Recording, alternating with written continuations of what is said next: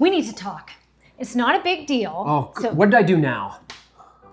do you see what just happened there? One sentence in, and he's already defensive. You know this moment. You've probably lived this moment many times. And so that's why today we're going to help you get clear on what to say to your partner so they can actually hear you instead of them getting defensive with their shield. So grab a pen and let's begin. Hey, babe. Hey everyone. Hey, everyone. We are Jeff and Ellen, life and relationship coaches. And today we're going to talk about how do you bring up an issue with your partner without triggering their defensiveness. And what to do if they do get defensive. Our couple clients come to us about how do we talk about problems and conflict in a relationship? How do we negotiate issues? And so we pulled some comments from Reddit over the last couple of weeks just to find out what people are saying. And so here's a couple of them. Here's one that says, every time I try to talk about how I feel, it somehow turns into defensiveness or an argument. I'm not trying to blame or attack. I just want to be heard. Or here's something, I can't bring up issues without my husband getting defensive, blaming me, or dismissing me. He rarely validates my feelings, and I feel emotionally alone. Yeah, another really good example. Or even, here's one from the other point of view, from the defensive partner's point of view on this, which I think is really important. My wife will bring up something and I'll get defensive about it because I think that her coming at me feels like an attack. So there you go. So it's not just us and our clients, but it's out there. Yeah, I think How it's do a we really talk about stuff? I think it's really a common theme because it is about how we send, with the energy we send out, but also what is our ability to take in, and both impact each other all the time. And I love the examples that you just read have both sides, both from I send a message out and my partner gets defensive, so I don't feel like I can send it, but also I have trouble receiving. Like my partner has every right to send a message to me, but I have trouble taking it in. Mm-hmm. So I think maybe we should start with what's with the defensiveness in the beginning? Like why, I know typically it's about guys or husbands getting defensive, but let's just talk. Why is it that we get defensive anyway? Why are we not taking in? Well, first of all, defensiveness is a natural response. So if we feel like we're under threat or under attack, our nervous system gets triggered and then puts up the wall. Mm-hmm. And so there's a number of reasons that we can feel like we are getting defensive. We might feel overwhelmed with the emotion that issue brings up. So we're overwhelmed with the issue. Okay, yep. Yeah, and both from an emotional perspective, but also a psychological perspective. There might be feedback about me that I'm not willing or wanting to see about myself or own about myself. Sure. Okay, so if someone brings up an issue, it's like, oh God, more judgment, more evaluation. You coming at me feels like, uh-oh, I'm being attacked. I feel threatened. I have to protect myself from an onslaught. I have to protect myself from an onslaught, but also maybe I have to protect myself from myself in a sense, because you might bring up something about me I don't like about me, and I don't want to acknowledge yet about me. So I don't want to feel like a failure. I don't want to feel like I'm the bad person. I'm the odd person out. I'm the problematic person. And so my defenses go up to protect me, in essence, from me. Yeah, that's well said. You're right that if another human being points out a behavior about something, then maybe there's a label attached to that. Yes. And the label of wrong, failure, got it wrong, or you're wrong at life, or you're a loser, or something, a mess up. All of the above. Then for sure, there's no way I'm going to actually take you in. Yeah, I can't take you in. It's too painful, and it's a direct route into shame, and that feels really awful. So my question now is, why is it that, and we hear this with clients, why is it that I don't have a problem with people at work? I'm fine with negotiating feedback at work, but as soon as I come home, man, oh man, I can't take it from my partner, my wife. Why is it that you have a bigger effect on me than clients or anyone else? Oh, pick me. I can answer that. Yes, you in the pink. That's because at work, my relationship with you is not as significant in my life. I can tolerate you in the work setting. I can negotiate around you because you don't have as much importance in my world as in my family. My family is where my stability comes from, my sense of self comes from. You're in my life all the time, and you see me in a way that I don't let others see me at work. I think that's the piece of the pie that people at work just see a slice. Yeah. It's like the presented part that you bring to work. Yeah. And if they have an issue with that, you're like, they don't really know me. It's like they bounce off me, no big deal. Right. I don't have to be defensive because there's nothing at stake. Right. Yet at home, when I know the whole of you, more of the information. And I know you, and I see past your defensiveness. Like, yeah, I can see you out in the world, but when you come home, I see the real you. And now when I have something to say about the real you, That hurts that more. means, because it's more vulnerable. Yeah. I've taken off my shield for the world. And now if you say something to me, that's not good. That's not good. Yeah. That one, I can't hide from it as well as I can from someone at work. Mm-hmm. Yeah. How do you say something to your significant other so they can actually hear you? Yeah. What's broken? What is it that people aren't doing in the beginning? So maybe we can do a little role play here. I'm gonna send a scenario to you. I'm gonna tell you what it is. Okay. And see how that lands. Okay. So we're gonna do the role play first and then explain what happened? Yeah. Okay. Sure. Yeah. Go ahead. Yeah. So I'm drinking my water here, all neutral. And go. Honey, I just came from the bathroom upstairs. Now, I know you've told me I don't need to worry about the wallpaper coming off of the wall behind the shower, but I actually think we should talk about it. Hold on, before you say anything, let me finish. Because every time I bring it up, you tell me I have nothing to worry about, and I'm tired of being. Hon, let me finish. Thank you. This is what happens every time. And this is now, I can't even feel like I can talk to you about the issue on the wall because you keep shutting me down. There's nothing to worry about. I said I'd fix it. It would get done. It's not a problem. There's no leaking in the bathroom. Check, done, negotiated. Let it go. Okay, so how was that? Survey says... No, I know, but I have to say it's a little fun to role play. a real issue Yeah. that we've negotiated. Yeah. So what's wrong with that? What is it that we can help people see that is like, why does that trigger defensiveness in me? I almost want to give all of you watching at home a chance to pause the video here so you can like write down your answers first. Yeah, exactly. We should play the music. And then like, okay, now continue. Yeah. Well, so let's talk about the energy I'm coming in with to start. I am not neutral. I already have a story in my head. It didn't start the moment I walked in to meet with you.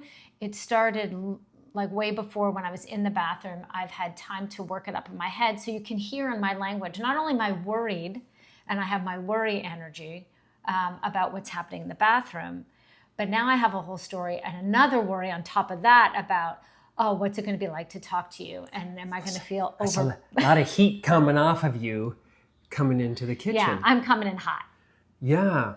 And that's why I feel like her coming at me feels like an attack. That makes sense why that guy is saying that. The defensive partner's perspectives. It just feels like, not only we're having a conversation, but we're in the conversation at, I would say, like at breakneck speed. I'm like, I was just gonna drink some water and we're in this. It's like being asleep at night and then suddenly, there's a loud bang and you're having the lights go on and you're like, oh my God, that's really fast. It's a shock to my system. Yeah. There's no way I get a chance to enter in the conversation. I'm in the conversation. Yeah. And whatever energy I had with the drinking the water, you're coming in like there's a big difference between my energy and your energy. Yes. It's very fast. Yes. So that's sort of the first thing, is knowing, are you coming in to a conversation non-neutral? Yes. If you are, I'm going to feel it that way. Every nervous system will feel that. And so the energy I bring in will impact how you can show up for the issue that I'm asking you to show up for. Yeah. Now, we're not asking you to be all zen, like, oh, I now need to be calm about this issue and let go of my issue. We're not saying that. It's just acknowledging I'm coming non-neutral. So we're asking the sender, in this case, to come with awareness that you're wanting to negotiate an issue and you're not neutral about it. So that's kind of first step. Yeah, I like that. And it also, just on the heels of that, in the example that I used, I'm coming in, I'm not even registering you. I'm already in my argument and I don't even see you. Yeah, you're mid-conversation. Yeah. And I have to quickly go from beginning, introduction, everything, to in the conversation. But it teaches you, what happens is your nervous system sees, I'm not present. I'm not actually taking you in. I'm so caught up in my own world and in my own fury or frustration or worry that I'm actually quite self-centered in that moment. And I'm not other available or other centered as well. Yeah. I'm not taking me and you in. It's just all about me. And nervous systems know that too. And nervous systems, rightfully so, feel threatened in the presence of someone that doesn't really actually see that they're there and that they're having an impact. They're not aware that I'm not aware in that moment of my impact on you. It's helpful when I'm aware that I also carry a story about how we communicate with each other. And that I'm coming in with extra attitude and defensiveness and criticism about my story, that you don't listen to me. I don't feel like you take me in. It's hard to get your attention. I don't feel like you take my issue seriously enough. And so I have this whole story built up that has nothing to do with that actual event about the wallpaper, but has to do with our relationship and how we communicate. Yeah, our history of communication. Because I've probably taught you many times that I will shut you down. So you've been conditioned to come in hot, because in the overpowering dynamic, the only way to get my attention is to overpower, for sure. I have one. Oh, yeah, go. I think that when you come in and you are kind of announcing or dictating that we're having the conversation and having the conversation now, it's like, but that's on your terms. Yes, I'm just drinking a glass of water, but maybe I'm not ready. Maybe I'm not available to have this conversation. Yes. Maybe I'm working something out. Who knows what I've got going on? Maybe you have your own stress you're working out and you're already maxing out internally. Yeah, so it's not an invitation to have a conversation. Yes. So I think one of those things is to book an appointment. Yeah. It's to ask for an invitation. I would like to talk about this topic. Are you available now to talk about this? Can we talk about this topic now? Yeah. Then I feel invited, like, yes, let's talk. Or, no, can we talk about it after lunch? Okay, let's talk about it after lunch. Now, it can't be me going, sure, let's talk about it in 2027.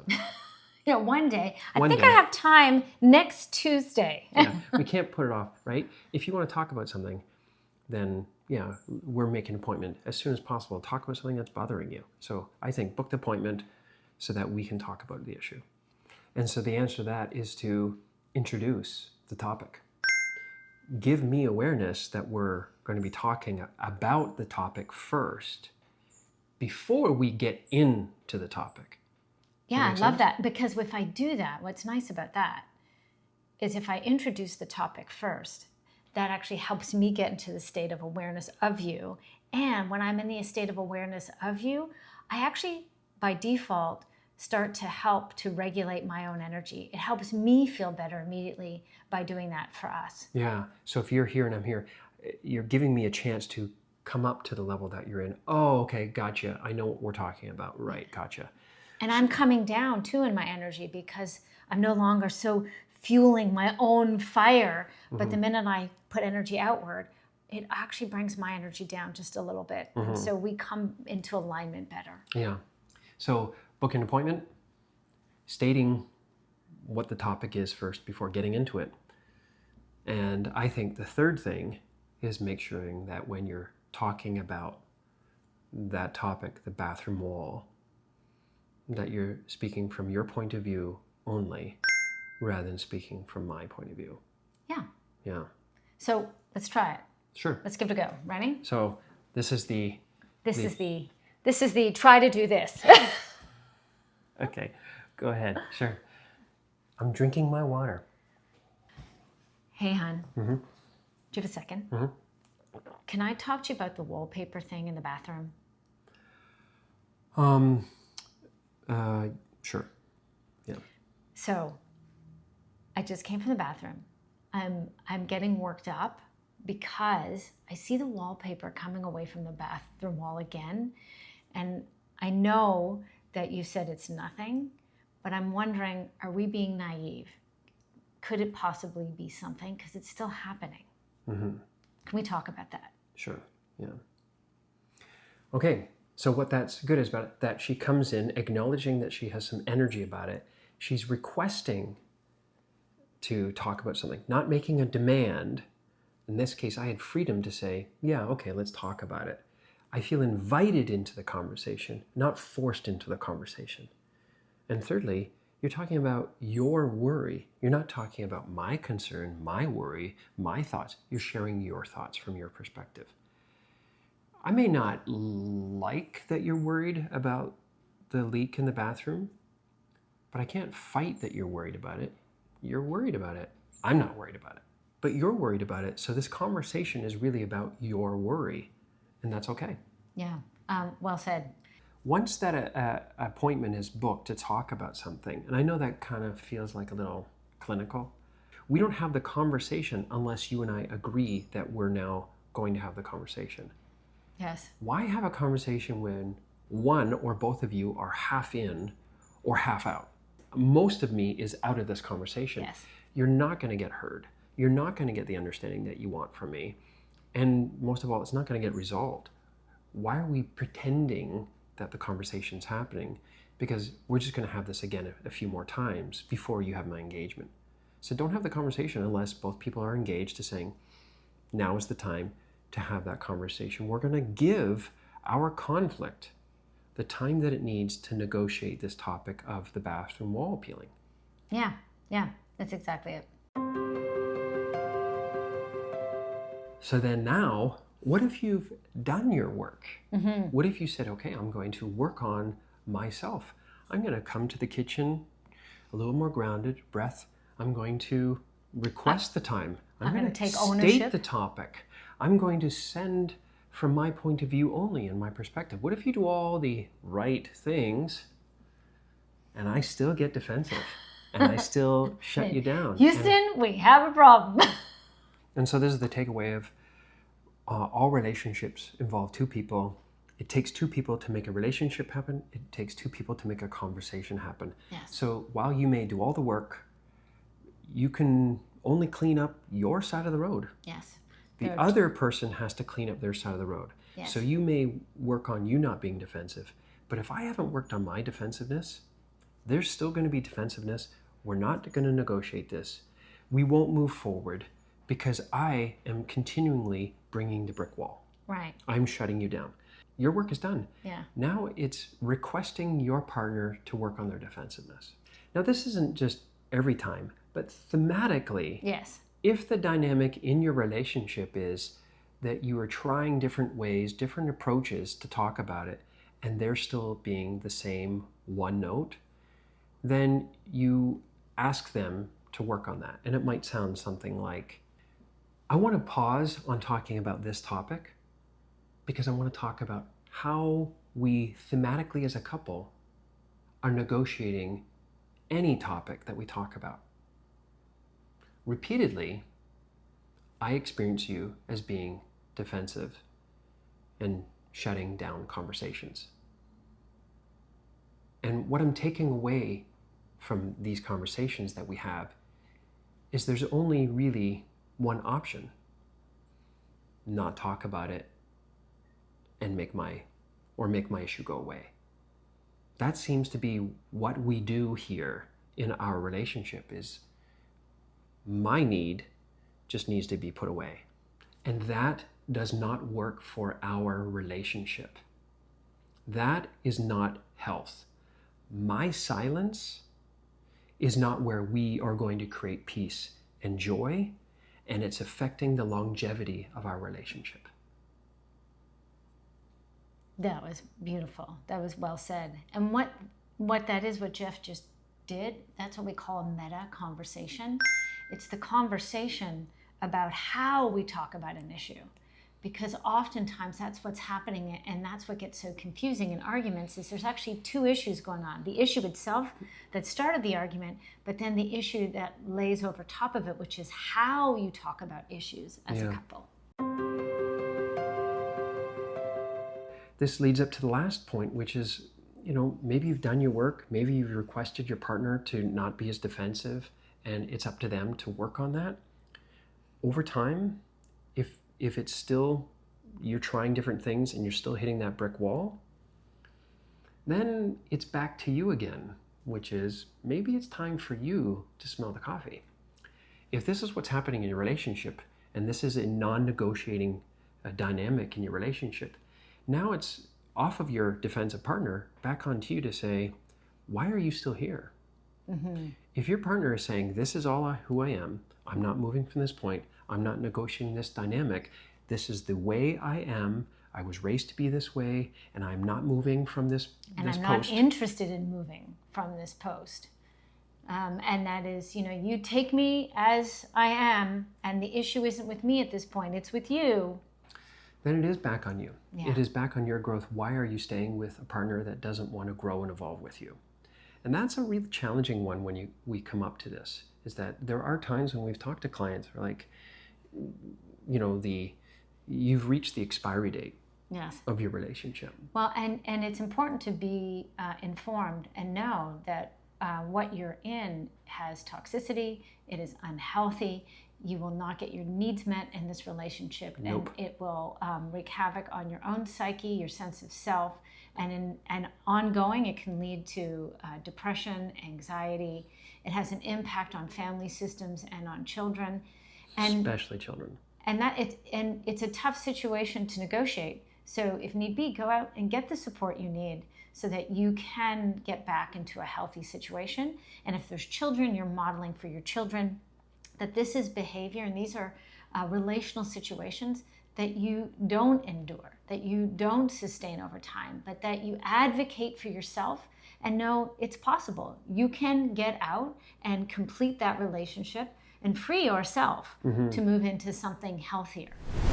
We want to promote that it should be easier to bring up issues. You want to have a collaborator in a relationship. You want a co-creator, not someone who is continually digging in heels and dragging while you're inviting someone to move forward with you. And that it takes two to create a great relationship and a great conversation.